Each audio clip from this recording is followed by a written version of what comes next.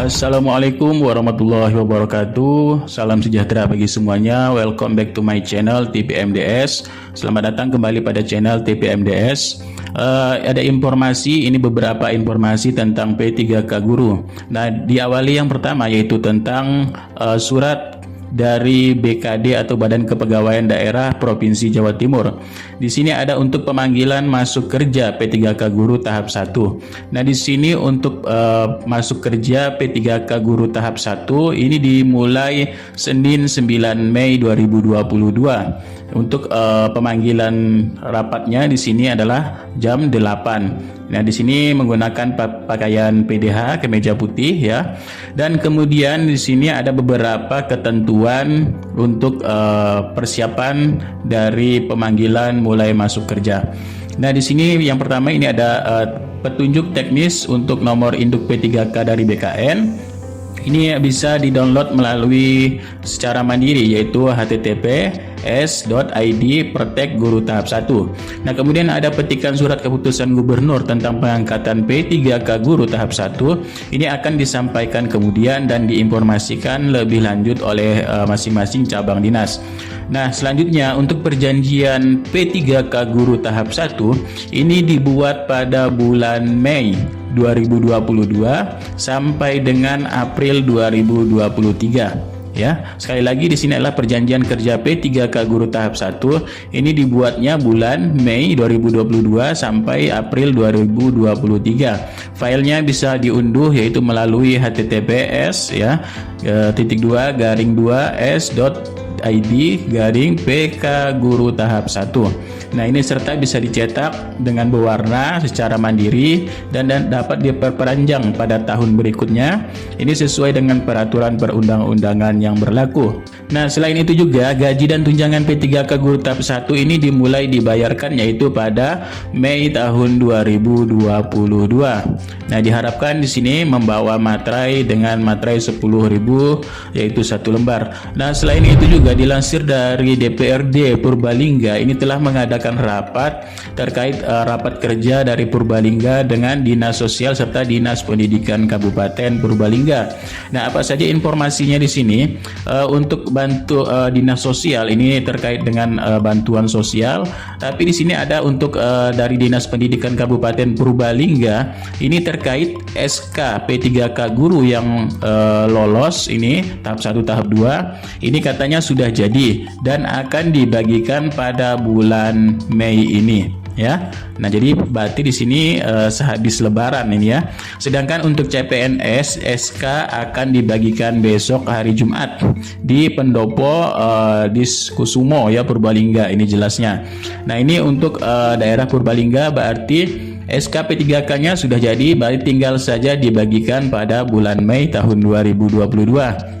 Nah, terkait dari untuk penetapan NIP serta penyerahan SK dan sebagainya, ada masih terkendala yaitu terkait untuk polemik P3K tahun 2022.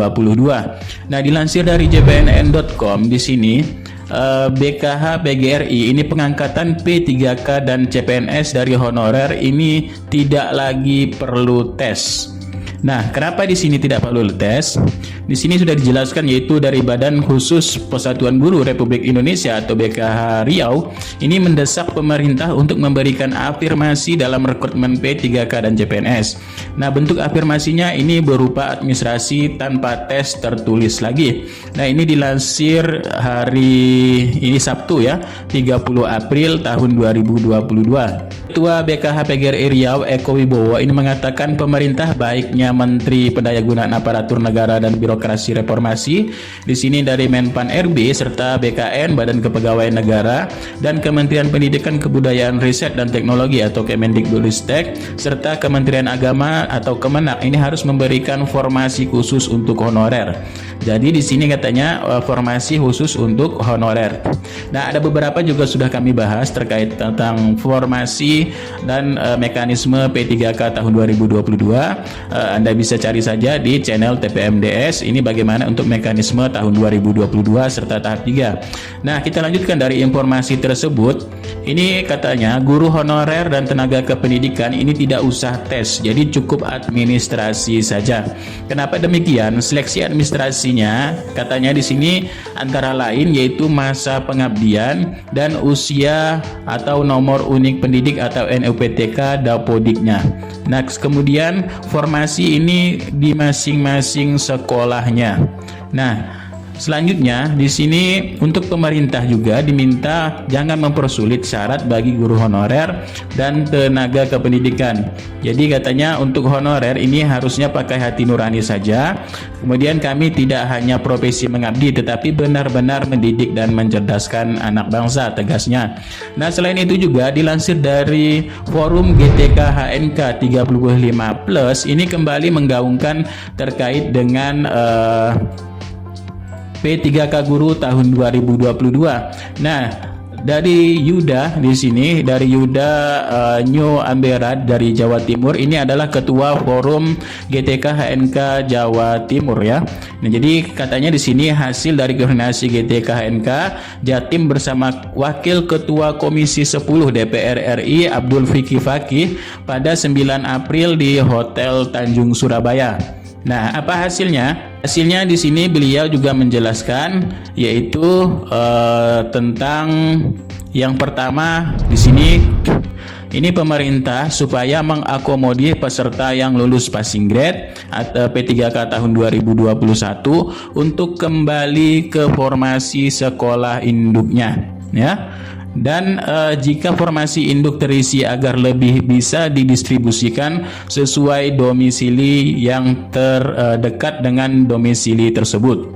Sekali lagi yaitu yang pertama, pemerintah ini supaya mengakomodir peserta yang sudah lulus PG atau lulus passing grade P3K tahun 2021 untuk dikembalikan ke formasi induk ya.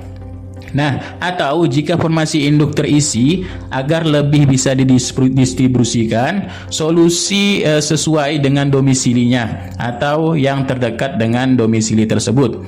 Nah, kemudian permohonan yang kedua yaitu mohon agar dapat diberikan afirmasi masa kerja untuk guru honorer sekolah negeri di seleksi P3K tahun 2022 serta pemberian afirmasi tambahan bagi peserta P3K dari guru honorer sekolah negeri yang telah mengikuti tes tahap 1 dan 2 namun belum lulus. Nah, yang belum lulus ini diminta agar diberikan afirmasi masa kerja untuk P3K tahap 3 tahun 2022 ataupun untuk P3K 2022. Nah, selanjutnya yang ketiga ini adalah mohon agar mengakomodir tendik di seleksi P3K tahun 2022 dengan membuka formasi sebanyak mungkin karena tendik juga diminta keadilan dan data diambil dari data Dapodik serta ada afirmasi sebagaimana guru. Nah, jadi untuk tahun 2022 ini kembali GTK HNK bersama DPR RI ini kembali menegaskan dan kembali menggaungkan untuk tendik agar diakomodir menjadi ASN karena sekolah jika tidak ada tendik ini maka akan lumpuh ya sekolah tersebut karena ini satu kesatuan tendik dengan guru ya, ini satu kesatuan untuk ya membangun dari sekolah tersebut. Kemudian yang keempat ini adalah mohon agar standar akademik untuk tendik operator agar dapat ditetapkan minimal ijazah SMA sederajat mengacu pada SPM di sekolah. Nah, benar sekali untuk nomor 4 ini biasanya tendik ini diambil dari ijazah SMA ya. Nah, walaupun tidak SMA juga ya, biasanya operator ini tidak ijazahnya tidak guru ya. Nah, biasanya seperti itu. Biasa ada teknik komputer dan sebagainya. Tapi jika untuk linearisasi ini bisa diambil dengan ijazah SMA-nya. Nah, seperti itu. Jadi kemudian yang nomor 5 di sini adalah memohon agar kebijakan standar minimal pendidikan bagi formasi tendik agar dapat ditinjau ulang atau minimal SMP sederajat agar dapat mengakomodir rekan-rekan tendik yang telah mengabdi puluhan tahun.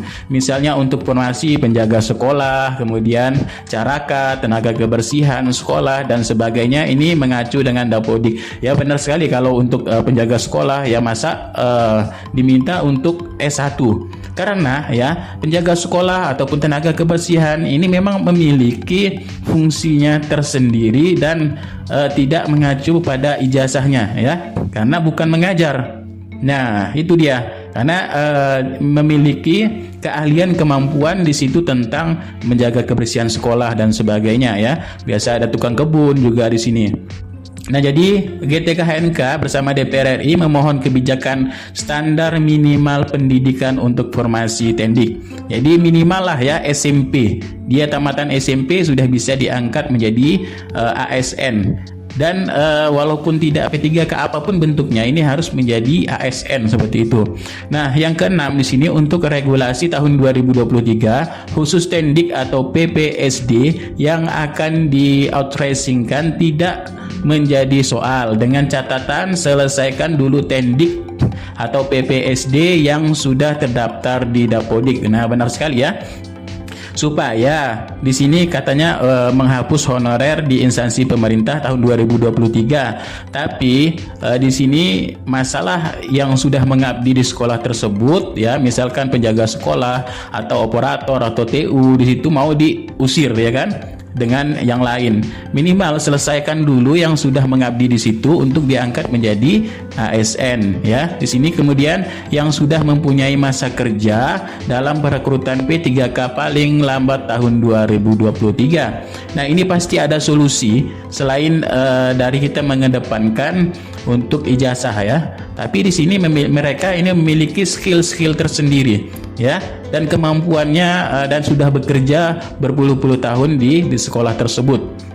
Nah, kemudian yang ketujuh yaitu khusus tendik dan tenaga teknis atau khusus PPSD di dalam perekrutan P3K tanpa harus menggunakan kualifikasi ijazah karena PPSD tidak memerlukan keahlian khusus dan berbeda dengan guru. Benar sekali di sini. Kemudian memohon kebijakan agar persyaratan PPG bagi guru bukan PNS di lembaga sekolah negeri dapat dipermudah. Mengingat ya, lembaga swasta ini cukup SK dari yayasan, sedangkan untuk sekolah guru honorer negeri ini harus menyertakan SK dari kepala daerah. Nah, yang kesembilan tuntutannya yaitu adalah memohon agar pembukaan formasi dapat dimaksimalkan pada rekrutmen tahun 2023 ini sesuai arahan dari Kemendikbudristek. Dan dibutuhkan surat resmi ya dari Kemendikbudristek ke Pemda untuk menjamin bahwa anggaran ini benar-benar dari pusat dan DAU ini benar-benar ditambah untuk anggaran P3K. Karena memang yang menjadi polemik selama ini antara pusat dan daerah adalah terkait dana. Dananya ini katanya dari pusat, tapi di daerah ini tidak menerima transfer dana tersebut dan tidak mencukupi. Walaupun ada, biasanya tidak mencukupi karena sesuai dengan pendapatan kapita daerahnya tersebut. Nah, itulah informasi untuk dari Jawa Timur dari GTK-HNK, yaitu hasil dari audiensi ataupun dengar pendapat di sini bersama Ketua GTK-HNK Jawa Timur, yaitu Bapak Yuda ya di sini. Kita lanjut untuk P3K tahap 3 serta P3K tahun 2022.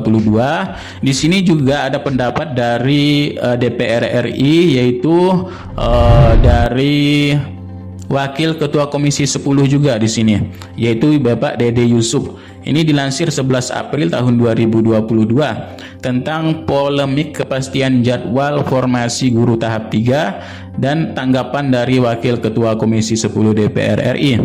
Nah, apa sih tanggapan dari Bapak Dede Yusuf selaku Wakil Ketua Komisi 10 DPR RI? Bapak Dede di sini menekankan ya, di sini untuk P3K tahap 3 ya, P3K tahap 3. Jadi sini sementara itu Dede juga mempertanyakan P3K tahap 3 ini yang masih menjadi polemik di pemerintah ya. Jadi gelombang ketiga ini katakanlah jadi semacam polemik. Jadi mau diadakan atau tidak, kata Pak Dede Yusuf.